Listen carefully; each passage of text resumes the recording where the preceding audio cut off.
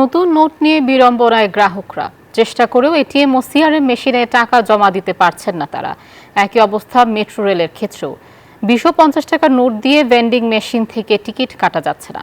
ব্যাংকাররা বলছেন নতুন টাকা সিআরএম এর উপযোগী করতে উদ্যোগ নেওয়া হয়েছে।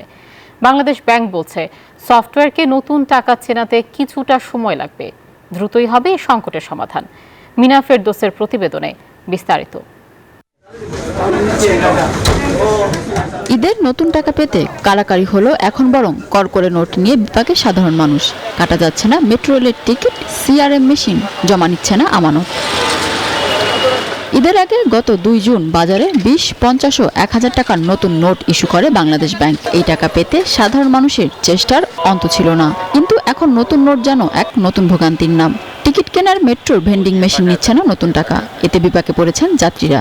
মাত্রই একটা 50 টাকার করলাম, 50 টাকার নোট ছিল, যেটা নতুন এবছরে যেটা ছাড়ছে আর কি।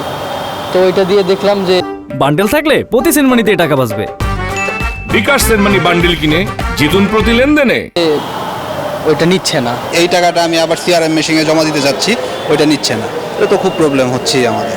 বাংলাদেশ ব্যাংক বলছে নতুন নোট শনাক্তে সফটওয়্যার হালনাগাদ করা জরুরি।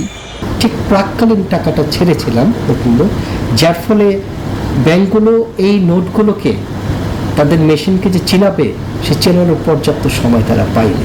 এটা একটা টেকনিক্যাল ইস্যু। কেউ কেউ বলতেছে যে তারা যে কোম্পানির কাছ থেকে নিয়েছে তাতে 3 থেকে 5 দিন লাগবে, কারো কারো ক্ষেত্রে এটা 10 থেকে 15 দিনও লাগবে।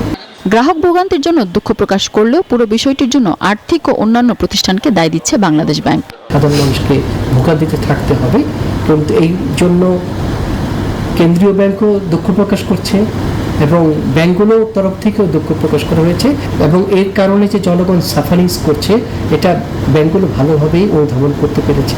যে সকল কর্তৃপক্ষ ব্যবহার করে তারাও তাদের সফটওয়্যারে এই চেঞ্জটা তাদেরকে আনতে হবে।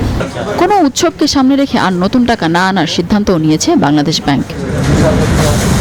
মিনা ফেরদৌস, নিউজ 24, ঢাকা।